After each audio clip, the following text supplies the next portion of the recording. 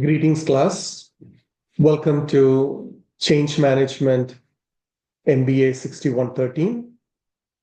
We are at the final module for this program, covering Module 8, Learning from Experience and Facilitating Collective Learning. So Chapter 27, 28, and 29 condenses everything that we have navigated through this change management course, pretty much learning, discussing, debating, and mastering the principles through John Hayes' theory and practice of change management is coming to a closure in these three chapters, 27, 28, and 29. First, we will explore how managers can learn from their own experiences. Think about a project you managed that didn't go as planned. Rather than simply moving on, reflective leaders always step back and ask, what happened? Why? And what can I do differently next time? This habit of reflection transforms every experience, good or bad, into opportunities for growth. It's humanistic to feel bad, to get depressed, dejected, and those negative emotions coming up, which would literally put us down and will take us to a path of no growth. So these three chapters are going to help us build that robust skills that we can take for every instance or every event that has happened to us and see how we can rebound with more knowledge, with more awareness, with more skills, and how effectively we would be able to transform the next experience. We will also look into how leaders can facilitate collective learning. Imagine a hospital team coming together after a major event to review what went well and what didn't.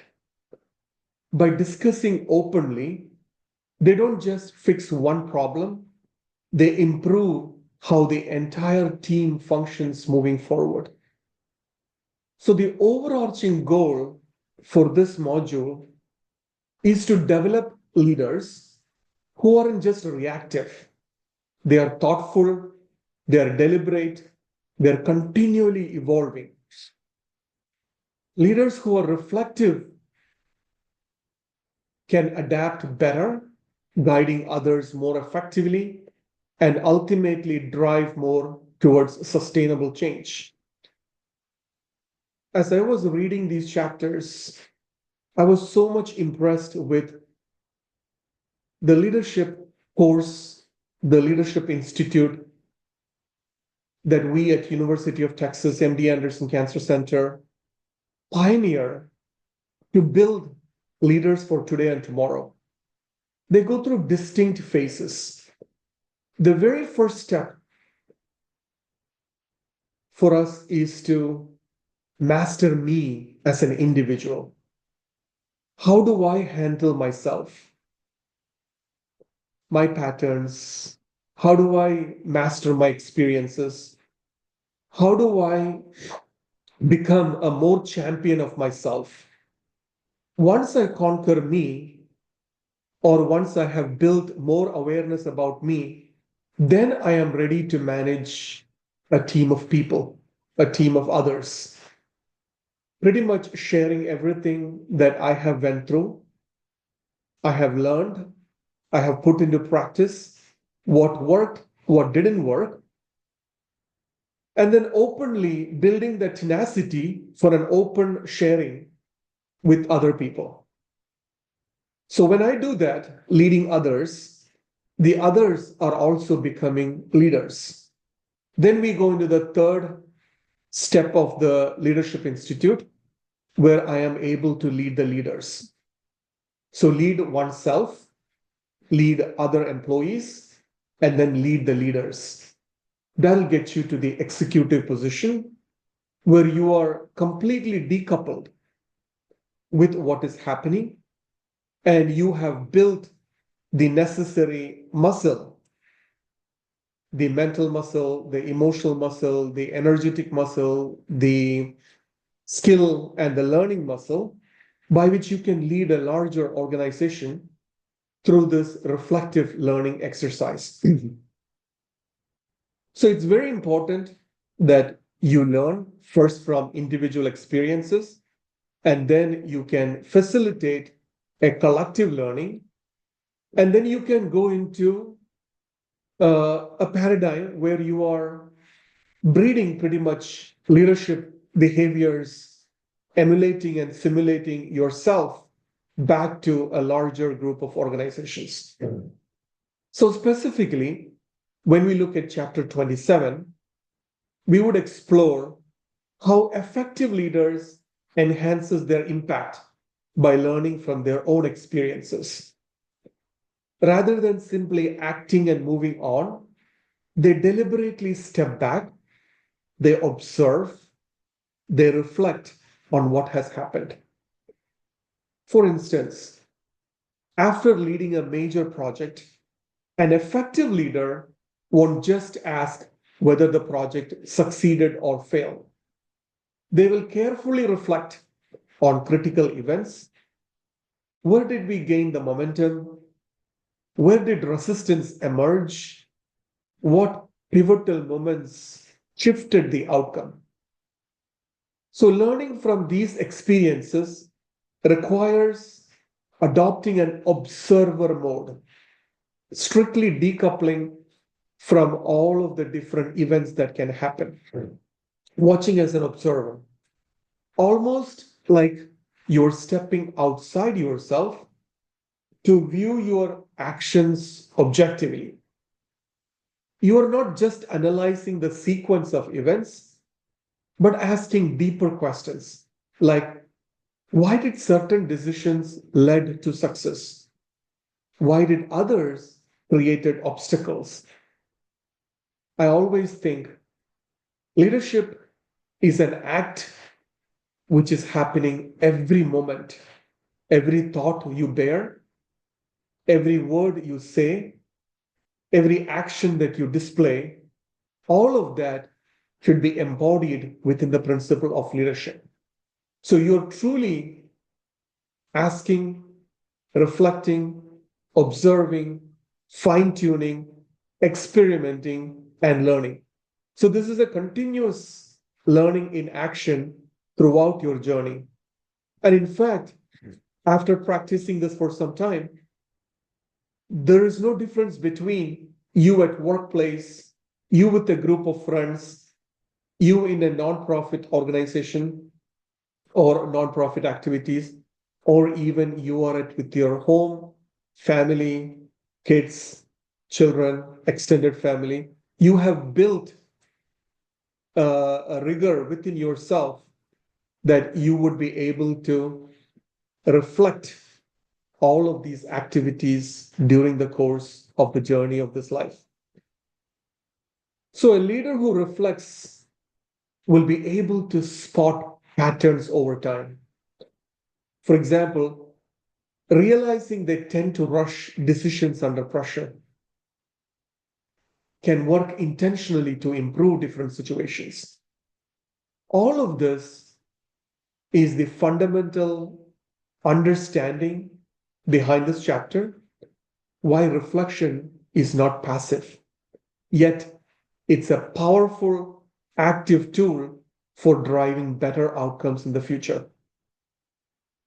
So this might be a good opportunity where you can take a moment, step back, reflect on something that has happened in your personal life, in your professional life, where your emotions, your energies, your drive, your motivation got impacted.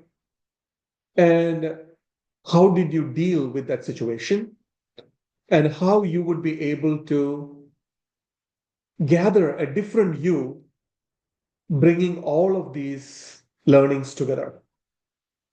Now, once you have completed the reflective habit or reflective skills, then you're ready for chapter 28, facilitating collective learning. So here we shift from individual learning to a collective learning. And this is a critical skill for organizations operating in complex, turbulent environments. Please do not attempt this if you have not mastered leading self. Leading self is a critical element by which you have developed the required tenacity by which you can deal with people who are going through different kind of emotional challenges, different kind of assumptions, bearing different hypotheses, expectations from work environment, and you are there to build a synergy to understand and tie all of these things together for a seamless organizational process. So in the fast changing industries, when we take healthcare or technology, you would realize that individual learning isn't enough. Organizations succeed when they can learn together, adapting as a team rather than just relying on a few individuals. And leaders facilitate collective learning by creating a space for dialogue. For example, setting up regular team debriefs or an after action reviews. We'll look into these details, AAR, where team members openly discuss what went well and what needs improvement. So you would immediately, after going through these different chapters, you can see this is not like a one-time event. This is a culture where people, your team, feels psychologically safe by bringing their own viewpoints, their own perceptions, their own hypotheses, their own assumptions, their own learnings, so that you have the capability as a change agent or a change leader to facilitate them in the right path. So this encourages sharing of both mistakes and success. I always can sense when I'm in a team meeting, and if in this team meeting only one or two members speak up, that's a clear indication of a psychologically unsafe environment. If in a team meeting, everybody wants to jump up and share what they think, then that team meeting or that team feels psychologically safe in expressing themselves. I'm curious to hear what your feedback and what your experience is. At the end of the day, the safety resides within your psychology, meaning it's something coming from your mind. There's nothing out there, right? It's coming from your mind. Once your mind detects a safe environment, the expression of creativity will have no bondage, will have no restrictions. You would express as who you are. And as leaders, we are all familiar that creativity happens only in the minds of clarity. And where does clarity comes from? Clarity always comes from a mental framework or a mental paradigm where there is no fear. If there is a fear, you would always be mindful of what you say, when you say it, how you say it, and studies shows that majority of the time you will not say until you're pushed to a break point.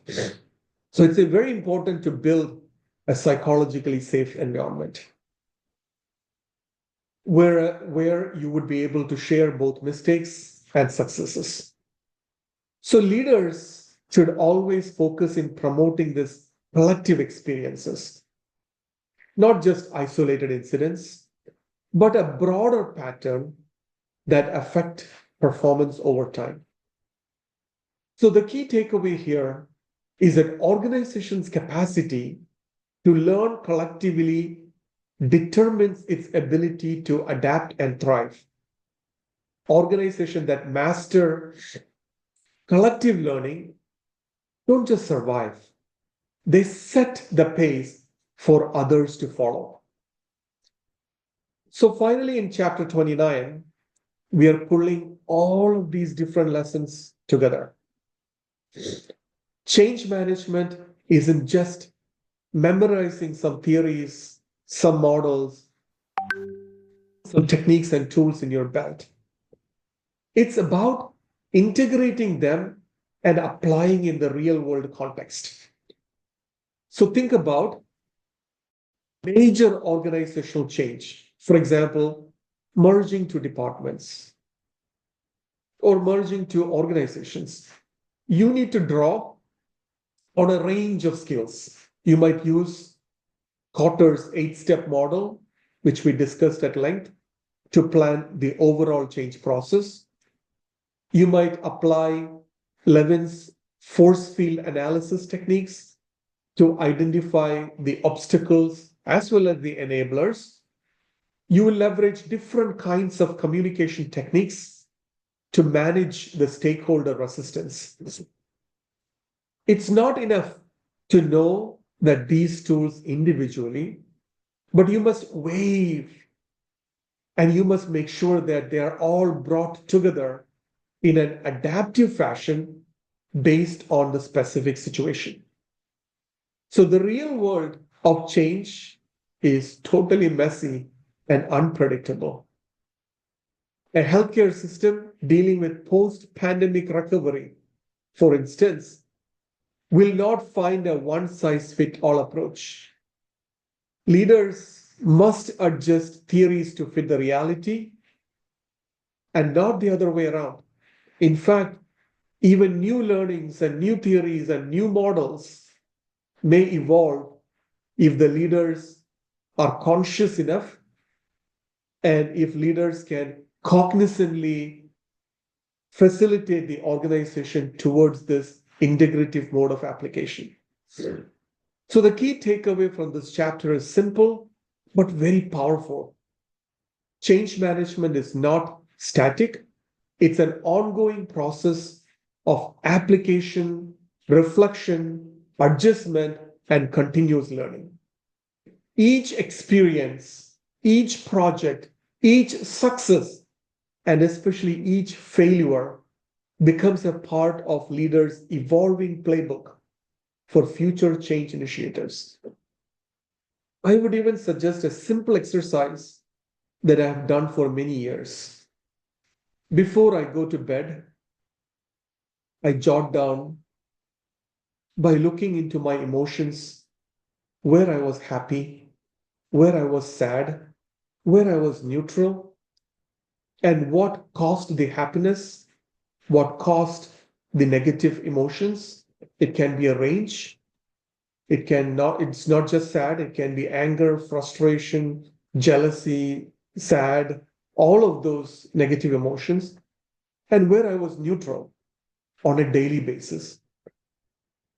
And that journaling helped me understand, go deeper within my own emotional package and see how I was built and how I am navigating using everything that I learned over this period of time. Sure. So similarly, you would also develop so many habits. And these habits, especially during change, is to develop the ability to reflect critically on their own actions and decisions. Rather than simply moving from task to task, effective leaders always pause to ask those deeper questions. How did my action affect others? What assumptions was I operating under? How could I have approached the situations differently? So reflection isn't just about reviewing what happened. It's about cultivating a mindset of continuous improvement, adaptation, and growth. It's about learning in action and the learning from action, the two critical terminologies. Learning while you are performing the action or learning in action, or learning reflecting from the action or learning from action. Let's take a real world example to bring these reflective questions to life. So here is a set of reflective questions. Anticipate others' responses, monitor effects of action, open to feedback, view mistakes as learning opportunities, always challenge assumptions, and consider long-term consequences. So the first thing comes to my mind when we review the depth of anticipate others' responses. So there was a message, or there was a learning I read long time back during the time of Disney and Pixar merger. Disney leadership anticipated Pixar employees might fear losing their creative freedom. Because when you compare Disney and Pixar, these two are creative organizations coming from different angles. So what did they do? They proactively designed the merger to protect the Pixar's culture, leading to a smoother integration. And when that happened, we as viewers, audience, were able to receive the creativity at height. When we take this into different kind of organizations examples, the customers in healthcare, it'll be patients and caregivers. For other organizations, it'll be customers. They are the ones that are going to reap the responses from a combined team culture, a team integration, and a team whereby they're cognizant every step of the way in learning, in reflecting, in learning, putting actions in place, and going through this continuous cycle. So now let's take a look at monitor effects of actions. So Starbucks CEO, Howard Schultz, he personally visited stores to observe how operational changes that he wanted his team to implement were impacting the customer experience. Because when you want operational changes to happen, you're operating under a certain set of assumptions. These assumptions are coming from quantitative means as well as qualitative means. But who knows whether the change is working positively or negatively? Until and unless you can have a first-hand experience coming from the customers. So he was able to identify issues early and adjust the strategies and operations directly coming from the customer experience. There are even shows that shows CEOs of organizations in disguise, or even announcing themselves, or even not openly announcing, but be there in their stores, in the supply chain, logistics, working hand in hand with their customers, making sure that they have the first-hand knowledge of what is happening. I still remember when Dr. Peter Pisters, our current president at University of Texas MD Anderson Cancer Center, when he joined, he will always be there at the front office, working with nurses, working with physicians, working with people who understand the patients, what they go through, and learn from all of those interactions by which he was able to strategically align organization from top to bottom. The next one is open to feedback. So the immediate example that I can reflect is Microsoft's response to the heavy criticism during the Windows 8. They gathered the customer feedback. They made sure that every aspect of those criticism were used to drive changes, and Windows 8 disappeared, came Windows 10, rebuilding the trust and regaining their market share. Let's now take a look at view mistakes as learning.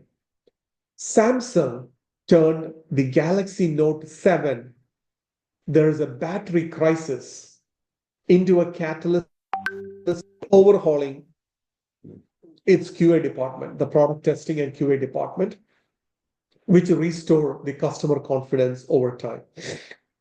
Let's look into chat. One of the popular example we discussed so many times in this class. Netflix questioned the prevailing assumption that customers wanted physical DVDs, leading to a bold pivot towards online streaming, which transformed the entertainment industry. And last, consider the long-term consequences. Pantagonia's "Don't Buy This Jacket" campaign, it focused on sustainability over immediate sales, which helped them strengthen the brand's long-term reputation and the customer loyalty. So when you go through the reading of this textbook, you will also pick up other examples, which would help you build several insights coming from different ways by which how individual leaders and organizations handled these different steps. So now let's take a look into the details of chapter 27. So before we go into the details of chapter 27, let's first ground ourselves in the learning objectives for this class. This chapter challenges us shift from just doing to deeply thinking about how we led the change. We will explore how leaders can use their own experiences, both successes and failures, as powerful learning opportunities to become more effective over time. Here is what we want to make sure that we aim to achieve. Number one, learn from our own experience to improve change management. We will examine how leaders can step back, reflect, and adapt based on what actually happens, not just what they planned. Number two, value the critical perspective on managing change. This means being willing to question your own assumptions and recognize that what worked last time might not work next time. That's very powerful. Every situation is different. Every person is different. Every paradigm is different. So the previous learning may not completely yield the results that you're looking for. Number three, use reflection to minimize reactive and self-reinforcing effects. We'll discuss how unexamined habits can trap us in cycles of poor decisions and how reflections can break effectively those cycles. Number four, distinguish between single and double loop learning. Understand the difference between fixing the immediate problems versus questioning the underlying assumptions behind them. Number five, understand barriers to reflective practices. Many leaders face hidden challenges to reflection, like time pressure, fear of mistakes, or a culture that punish vulnerabilities. So we will go through a series of barriers that prevent reflective practices. Number 6, practice reflection in action. This is the ability to think critically while things are happening, not just afterward. And number 7, use reflection on action to improve further behavior. Reflecting after events to spot patterns, extract lessons, and consciously improve future performance.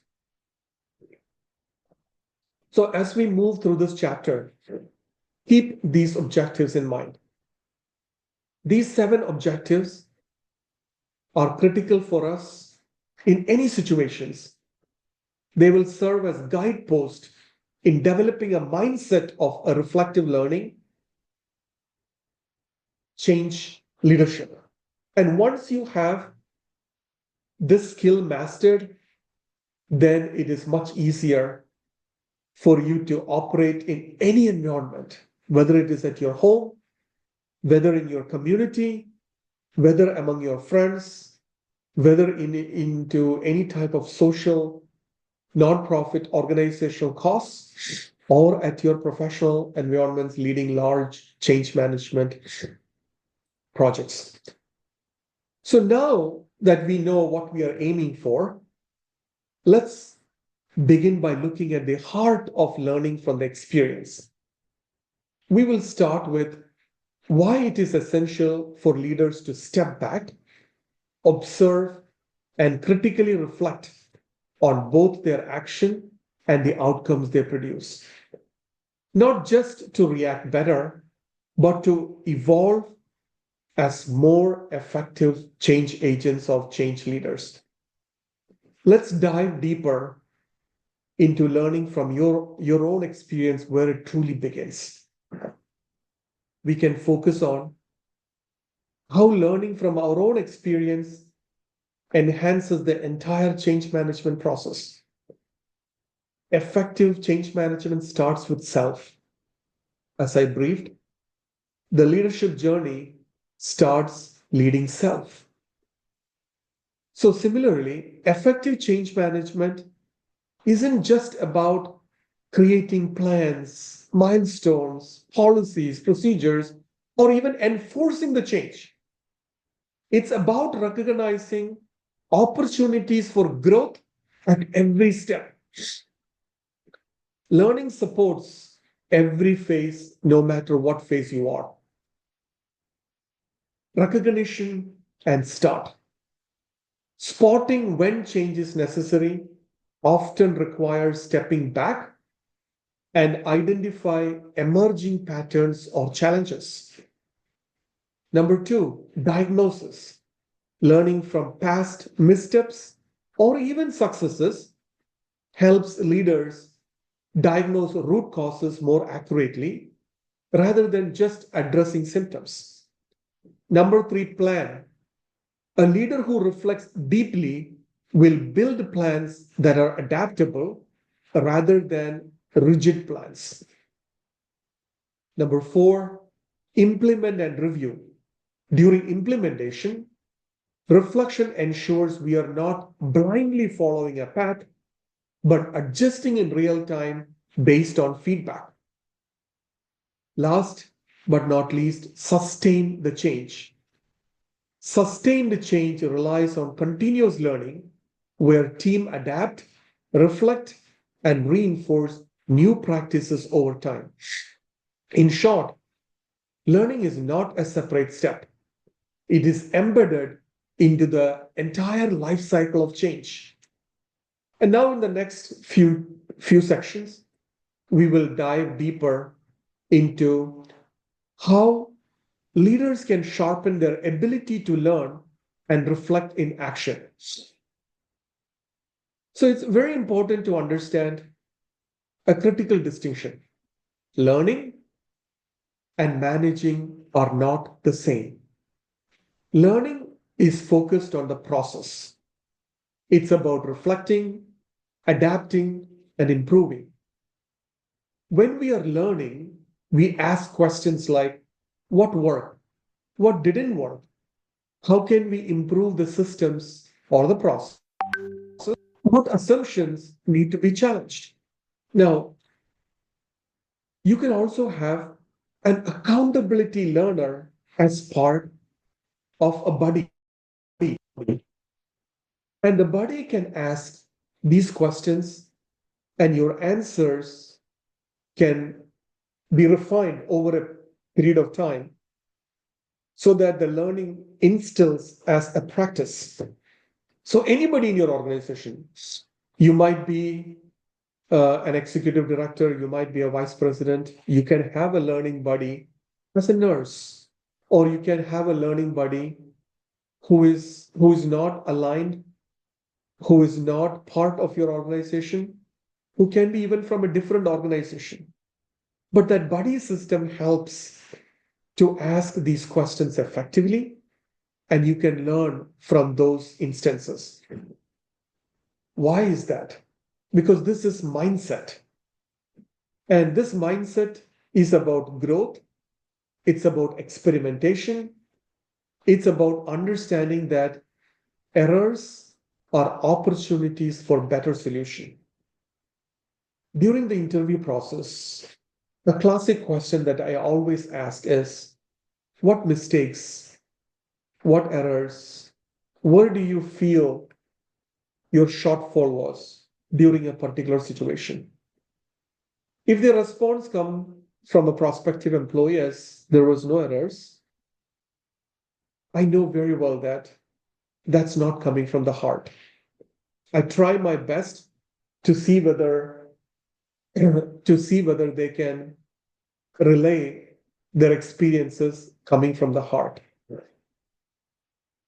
So having this mindset is critical about growth, experimentation, and understanding that errors are opportunities for better solution.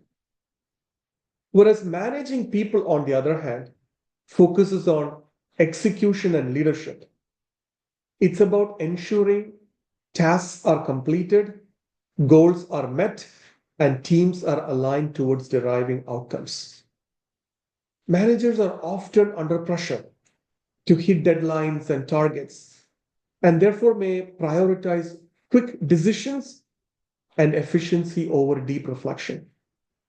So you would say both learning and managing are essential. But when managing people, leaders can easily fall into the trap of focusing only on that short-term execution, ignoring the long-term learning that actually makes organization resilient and innovative.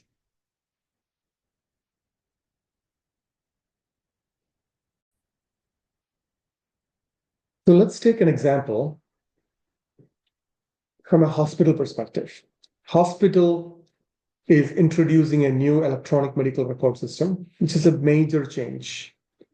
However sophisticated your culture is, however you have set up your processes, orientation, workflows, everything is going to rapidly change when a digital media comes into place.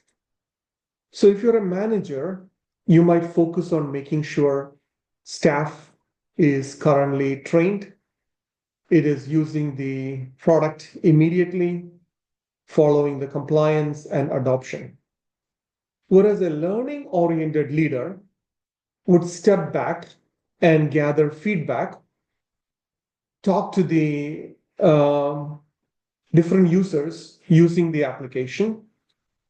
They will understand the strong points, they will understand the frustrations, and uses all of that insight to optimize, refine training sessions, make the workflows more smoothly, and even understand how the system can be configured differently. So over time, the learning mindset leads to a better system, more engaged staff, while simply managing people may lead to frustration and workarounds.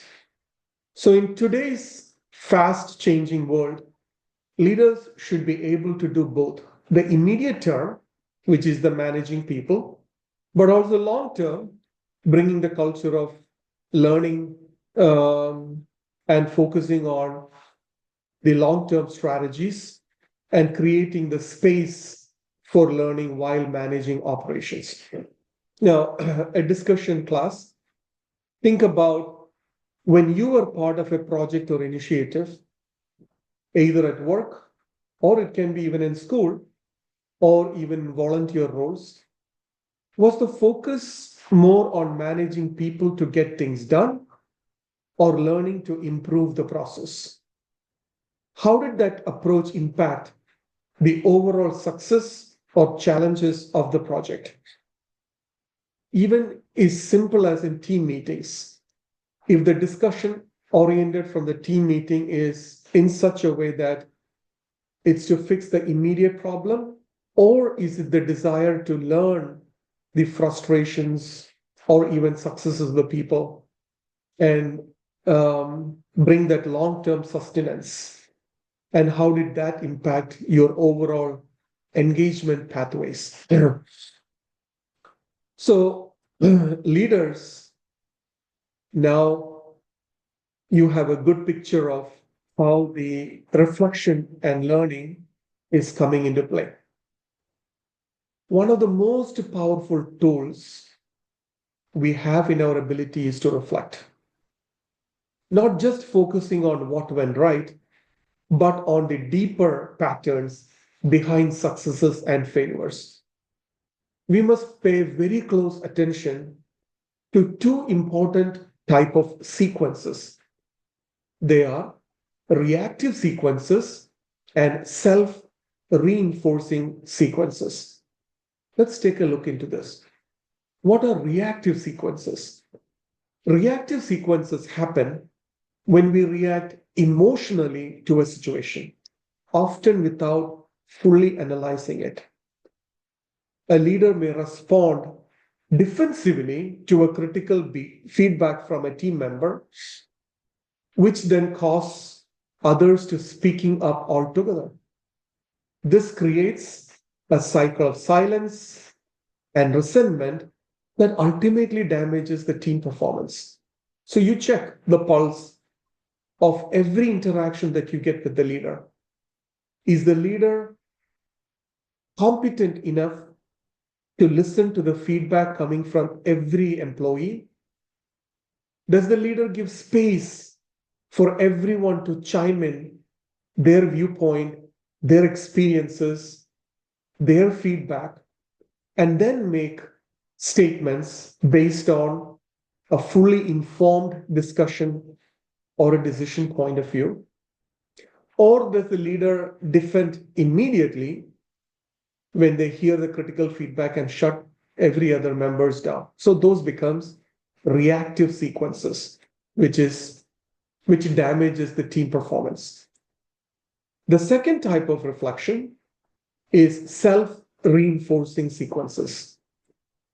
On the other hand, coming from reactive sequences, here, when early assumptions or actions snowball over time, locking the organization into a particular path. Imagine a company that launches a product based on initial positive feedback, but ignores emerging warning signs from the customers. So overconfidence reinforces itself until a major disruption hits and the company finds itself vulnerable. So by reflecting on both reactive and self-reinforcing sequences, leaders would be able to recognize those early warning signs. They will be able to adjust their behavior and break the negative cycles before they cause lasting harm. This kind of intentional reflection triggers superior outcomes, not just for a single initiative, but for the overall health and adaptability of the organization. Let's take a real world example. We talked about Mr. Satya Nadella, the CEO of Microsoft. And when, if my memory is correct, when Satya became the CEO in 2014, I believe, Microsoft was stuck in a self-reinforcing cycle of internal competition and a market arrogance. They were often referred to as know-it-all culture. Instead of pushing more aggressive execution, Nadella took a step back. He emphasized reflection and learning. He shifted the mindset from a know-it-all to a learn-it-all culture, where curiosity, collaboration, and learning both from successes and mistakes were encouraged. This cultural shift helped Microsoft rebound dramatically, leading to major innovations and establishing their competitive positioning in cloud computing, creating a massive increase in the market value. Nadella's approach shows how reflecting on ingrained patterns, which might be something that a company or culture has acquired over a period of time, and consciously breaking the reactive habits, it can transform an organization's trajectory. So it's very important that the leaders recognize that there is often a gap between what we say we believe and what we actually do. This brings us to a critical distinction between espoused theories and theories in use, or ideal theories or practical theories.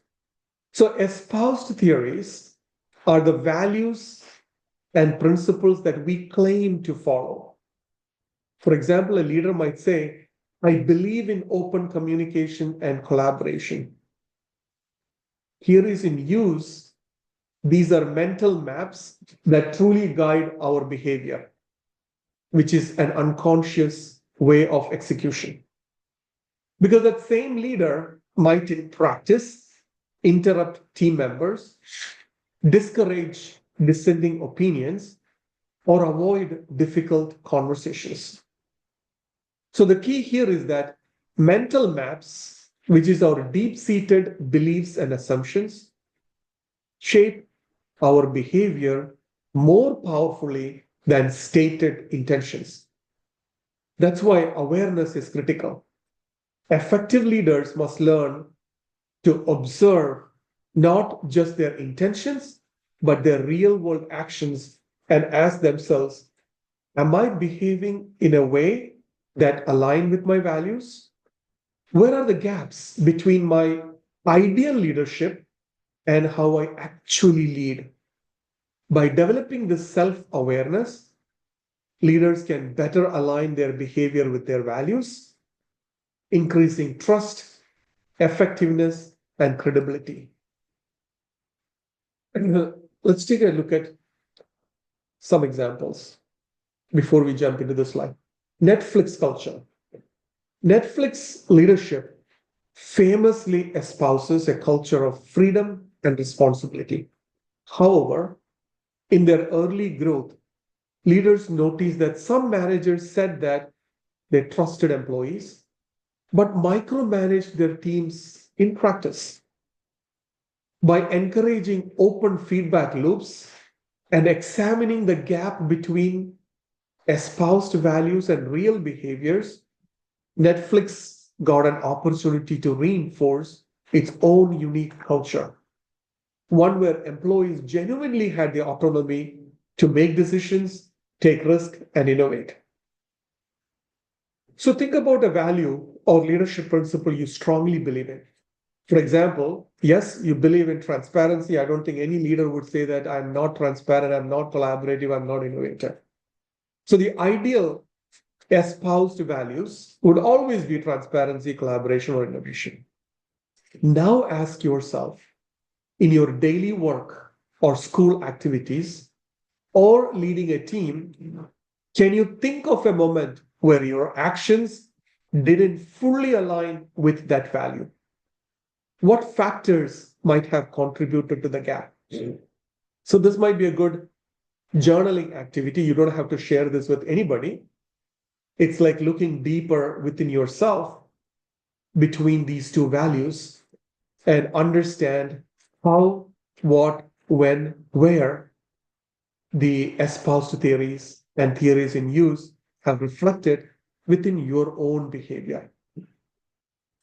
So, as we continue, it's important to recognize a major challenge leaders face: the gap between what they intend and what they actually do. Often leaders operate with good intentions. My leader has shared this with me several times. That was not our intention.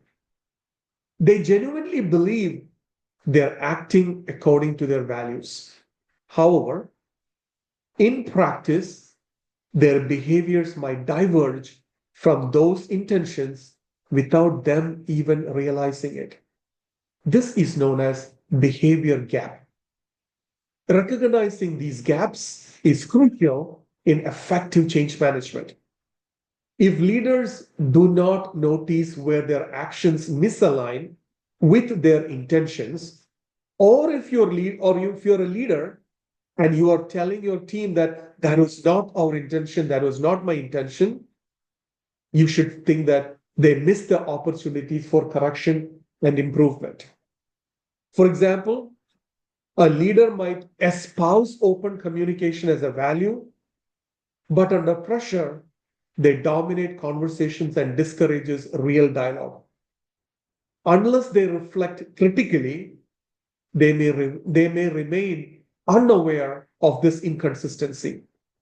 So the key takeaway here is effective change doesn't just come from setting goals, it comes from continuously examining and adjusting behavior to close the gap between intentions and actions.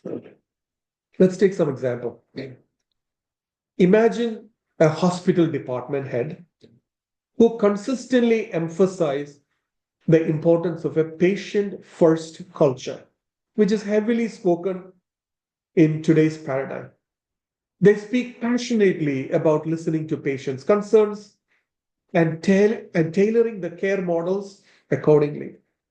However, during the rounds, if the leader is always rushed, if the leader interrupt the conversation coming from nurses, if they dismiss the patient feedback in order to stick to a strict schedule, a gap is created between their espoused theory, which is patient first, and their theory in use, efficiency first. Over time, this behavior erodes trust among staff and patients. Even though the leader genuinely behave,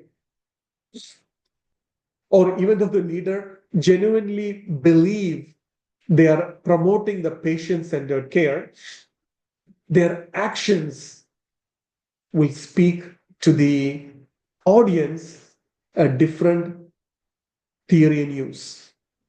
So by practicing active reflection, for example, seeking anonymous feedback from the care team, or shadowing a patient's journey through the hospital, the leader could uncover these behavior gaps early. Recognizing and correcting them could dramatically improve patient satisfaction, staff morale, and ultimately clinical outcomes. So it's very important leaders consistently ask for feedback and then apply their feedback in their leadership journey. As we dive deeper into the importance of reflection, it's critical to remember reflection is not just about reviewing what is, it's about envisioning what might be. Many times, leaders get caught in a cycle only looking backward, analyzing mistakes or success after that happened. While this review is important, true reflection goes further. It challenges us to imagine alternative possibilities, better ways of operating, and bringing improvements in the future. Proper reflection is not limited to diagnosing problems. It's about opening up the imagination to new pathways forward, opportunities that might otherwise remain invisible in the rush of day-to-day execution. So think about a healthcare team reflecting after a patient discharge. Instead of only reviewing what went wrong, they might ask, what could we have done differently? Is there an entirely new way to coordinate care across the shift? Could technology help monitor the patient more proactively next time? So by shifting the focus from what happened to what could happen, leaders create a culture of proactive learning and continuous improvement. Let's take some example from some of the famous hospitals or health systems. Let's take Cleveland Clinic. So Cleveland Clinic, this is a classic example. They, after analyzing the patient experience surveys, the leaders realized that clinical excellence alone wasn't enough. Patients also deeply valued communication, empathy, and a feeling cared for at the emotional level. So instead of just fixing individual complaints, the leadership reflected on broader possibilities. Could they transform the culture hospital-wide to be more empathetic? Could they train every staff member, not just physicians, on empathetic communication? As a result, they launched a major initiative called Communicate with Heart, training thousands of staff on how to connect emotionally with patient. This wasn't just a response to past feedback.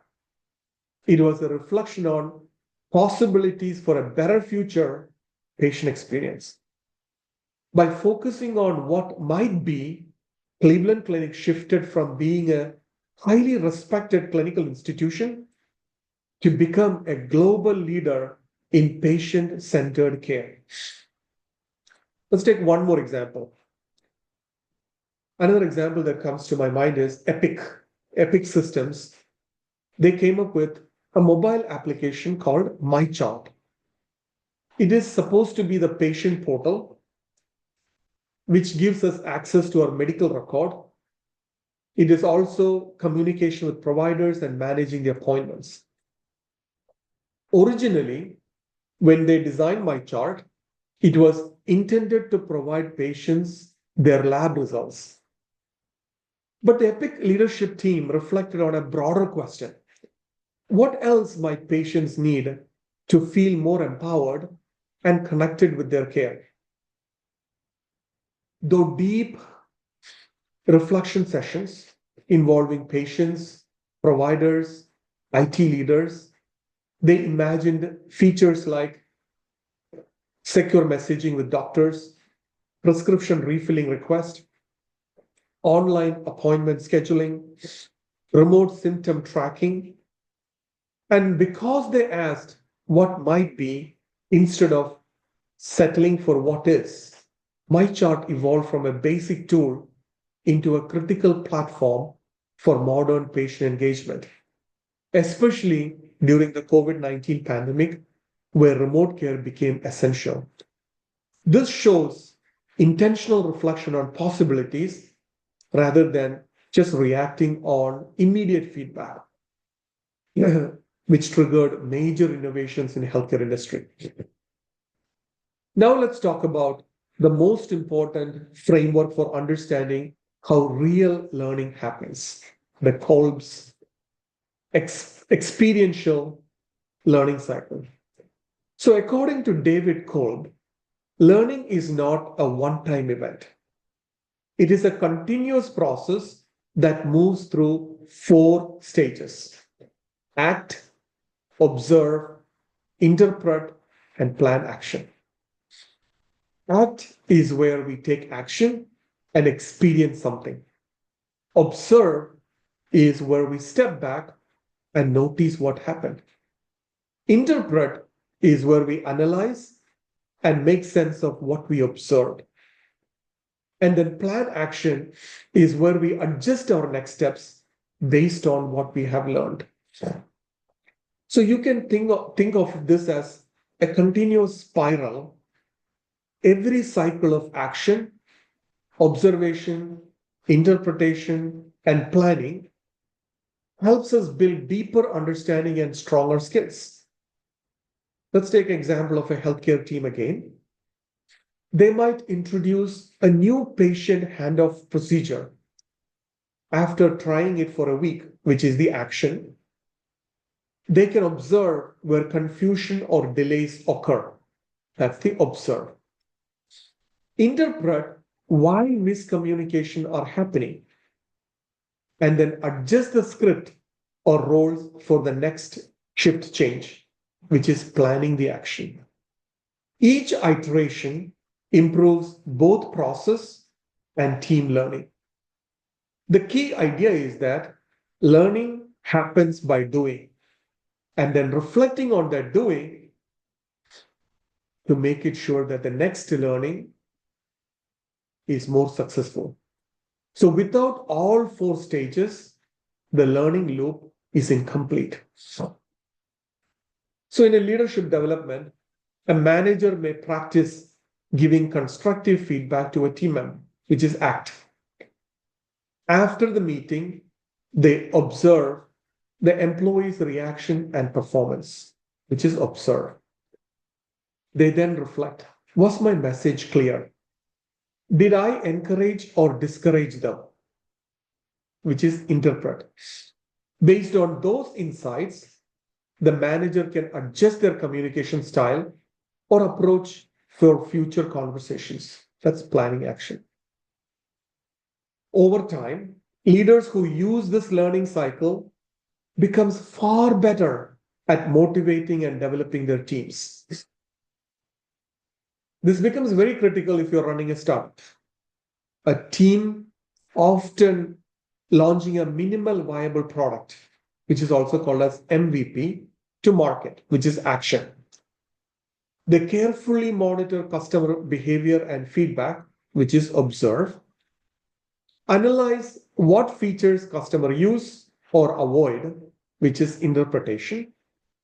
And then redesign the next version based on those insights, which is plan actions.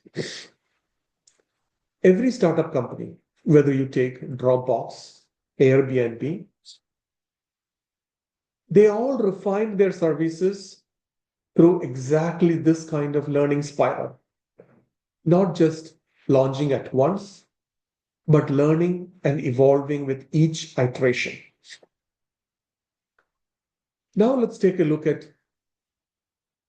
different kinds of learning. In this one, we are looking at single loop learning.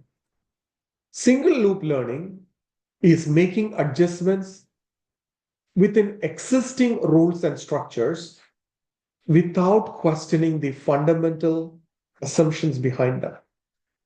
So you can think of it like adjusting the thermostat when the room is too hot or too cold. You change the behavior, which is adjusting the temperature, but you don't question whether the thermostat system itself is effective. Now, bringing it into organizational context, single loop learning involves 4 key steps. Focus on detecting errors and modifying behavior, which means leaders recognize when something is not producing the results, the desired results. Second step, identifying the corrective action. They pinpoint what small changes can be made to fix the immediate issue. Third one is modify behavior. They implement those changes without questioning the underlying policies or values. And the last one is reflect on outcome. After action, leaders review whether the problem was solved, but stay within the same framework of thinking. So let's go back to the hospital and seize delays If we apply the single loop learning for that, the manager revisit nurse shift schedule to reduce. But the manager does not question whether the discharge process itself needs re-engineering. The goal here was quick correction, not deep transformation. So single loop learning is valuable. It's a short term. It's for efficiency and fine tuning. But it doesn't spark major innovation or systemic changes. For that, we need to move towards double loop learning. So double loop learning goes deeper. Unlike the single loop learning, where we make changes within an existing framework, double loop learning challenges the very assumptions and governing values that drive our actions. In this process, the steps are reflect on outcomes, but also on the underlying beliefs and assumptions that shaped them. Identify whether the current thinking or mental models might be outdated or flawed. Challenge these assumptions and ask, why do we assume this way of working is the best? And then modify not just the behavior, but the deeper theory in use, not the espoused theory, theory in use, the actual rules and values that guide action. Let's take an example of the patient discharge. Let's assume the hospital is consistently seeing delays in patient discharges, which is a very common thing we all experience. So in a single loop learning, the team might just reassign staff to speed up the paperwork. But in double loop learning, they might realize that the real issue is the assumption that the discharge planning starts after the treatment is complete. Instead, they question this assumption and redesign the workflow so discharge planning also begins with admission. This is a case study that has been applied in many organizations, which has radically improved patient flow and care coordination. So the key learning or the key takeaway here is double is essential when the problem is persistent, systemic, and or when the environments change significantly. It's not just about doing things better. It's about doing better things. So as leaders, one of the most important yet often overlooked aspect of reflection is becoming aware of competing interest. In any change initiative, different groups often value outcomes differently. What success looks like to one stakeholder group may be very different from another's definition of success. So we must actively reflect on two things. First, how others, not just ourselves, value outcomes. For instance, the finance department might focus on cost savings, while the clinical teams prioritize patient care quality. Second one is the belief and assumptions that guides these behaviors and decisions. People's action are often rooted in deeper assumptions about what is most important. So in a healthcare setting, imagine an initiative to reduce the patient's length of stay or the patient's stay times. Hospital administrators now will start push for faster discharges to reduce cost. Think about from a physician perspective. They might resist if they feel early discharge could compromise patient care. And nurses, on the other hand, is concerned about the workload implications of faster patient turnover. So now here there is competing interest. Recognizing these competing interests allows change leaders to design solutions that respect multiple perspectives, not just impose a one-size-fits-all fix. Awareness of competing interests doesn't mean that you have to satisfy everyone, but it means you can navigate conflicts more thoughtfully and craft solutions that are more sustainable. And it happens all throughout the organization, not just patient care or patient discharge, all throughout the hospital system or the company that you're working for. So we talked about several different paradigms of reflection. And we also emphasize that reflection is critical to leadership growth and effective change management. I would say it's often easier said than done. There are several barriers that prevent leaders from truly engaging in a reflective practice. Here are some of them. Leaders are very busy doing. I don't think they have enough time to think.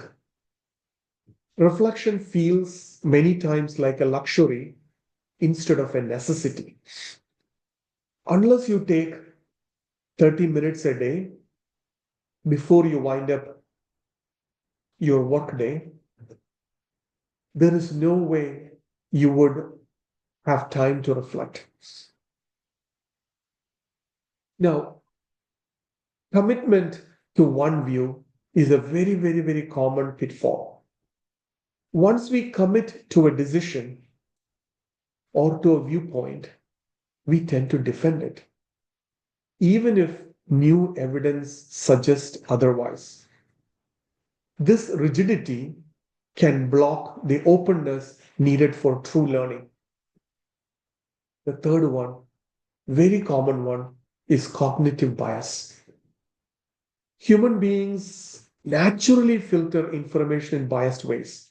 For example, favoring information that confirms the existing belief, which is called confirmation bias. Or there are unconscious bias happening without any intention or without any conscious way of leaning towards a decision making. It doesn't matter. Any bias that you apply, they all limit objective reflection. Lack of feedback. Without honest and timely feedback from others, it's difficult to spot blind spots or improvement areas. Last but not least, organizational silence. Sometimes teams or organizations develop a culture where employees are hesitant to speak up, the psychological safety that we discussed in the early sections of this chapter. When feedback loops are suppressed, opportunities for reflection and growth diminish. So think about a hospital trying to improve the patient satisfaction scores. If the staff are too overwhelmed by the daily task, which means their activity overload, or if the leadership is unwilling to hear that their discharge process are rushed, which is organizational silence, meaningful reflection and improvement will be blocked. Key takeaway here is, as leaders, being aware of these barriers help us actively create time, space, and psychological safety for reflection, both from ourselves and for our teams. Now let's think about a powerful skill that distinguishes adaptive leaders. This is reflection in action. It means you are not just operating in autopilot, you're actually thinking while you're doing. You open up a second channel in your mind, a parallel awareness that let you observe while you are interacting. For example, you're in a meeting solving a problem. As you speak, you are not only sharing ideas, but also noticing how is the group responding.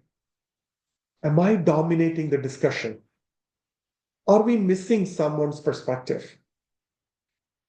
There are meetings where I go, the leader of the meeting must be very busy focusing on their cell phone, reading emails, multitasking.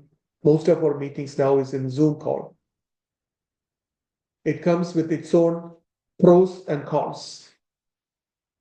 The facial expression of the meeting attendees gives you a good perspective whether they are engaged or not. So based on these real-time observations, you can adjust your approach right then and there, maybe inviting quieter team members to contribute or reframing your points more clearly. So this ability to think and adapt in the moment makes your actions more effective. It's like being both the player and the coach at the same time. There is constant learning and adjusting in the field. Let's take an example of a hospital setting. A nurse explaining discharge instructions to a patient.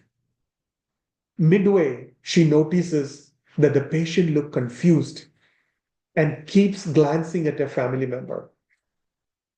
Instead of finishing those instructions in a mechanical way, he pauses, reframes her language in simple terms, and invite the family member into the conversation to make sure everyone understands. This real-time adjustment, observing and modifying while interacting, is exactly what reflection in action looks like in practice.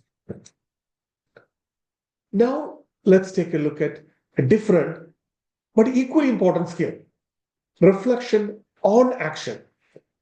Unlike reflection in action, where you think during the moment, reflection on action happens after the event.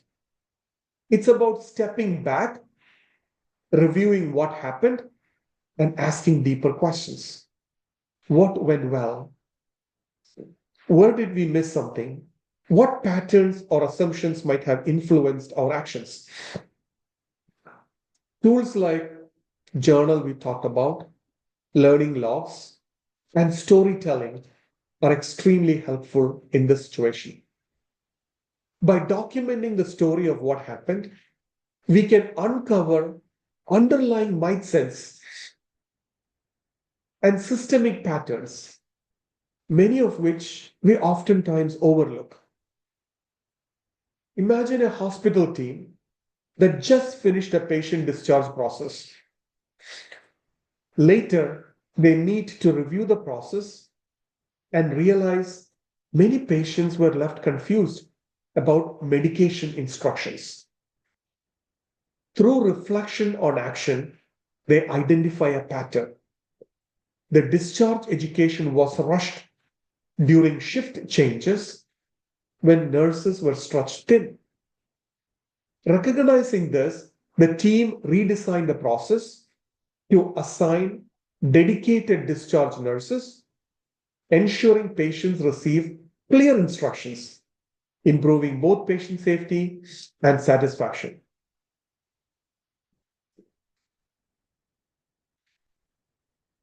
Now let's take a look at a case study, the concrete flags case. You should all read this in your textbook. I'll just give you a brief background of this manufacturing company. So Concrete Flags, it's a mid-sized manufacturing company that produced concrete paving stones, also called as flags. They had historically been very successful based on high production volume, low cost, and standardization. However, over time, the customer preference shifted. clients began asking for more customized designs, faster delivery, and eco-friendly materials. Demands that didn't fit in Concrete Flag's rigid, efficiency-focused model. Initially, leadership responded by pushing for greater efficiency, tightening the schedules, cutting cost, without questioning if their core assumptions were still valid. Let's take a look at the reflection process. Only after serious operational challenges, including missed orders, continuous customer complaints, and declined sales, leaders paused to reflect. Through structured reflection and team discussions, they realized their assumptions about efficiency and success were outdated. Customers valued flexibility, innovation, and sustainability more than just the low price. So these reflections led to re-examining assumption about what their customer truly valued. They aligned the people to strategy by retraining teams to handle custom orders and prioritize client needs. They started implementing a continuous change review process where they would periodically revisit their strategy based on customer feedback and market trends. Some of the key lessons here: without pausing to reflect, Concrete Flags would have continued down on a self-reinforcement path, working harder at wrong things, burning their employees down. Reflection enabled them to realign with the real world. So, as we wrap up this chapter, let's take a quick highlight into the key takeaways. First, reflection is critical for effective leadership. It's not enough to act. Leaders must think critically about their actions, assumptions, and outcomes. Second, we distinguished among the single loop learning, which correct errors without challenging the assumptions, and double loop learning, which goes deeper and questions the underlying beliefs guiding behavior. Third, we discussed the importance of overcoming barriers to reflective practice like activity overload and organizational silence. Finally, we emphasize the need for both immediate reflection, thinking while interacting, and retrospective reflection, reviewing actions after the fact to identify patterns and lessons for future improvement. So mastering these skills empowers leaders to continuously learn and adapt and drive meaningful change. As we move forward, remember, leaders who reflect are leaders who evolve, and evolution is the heart for lasting change.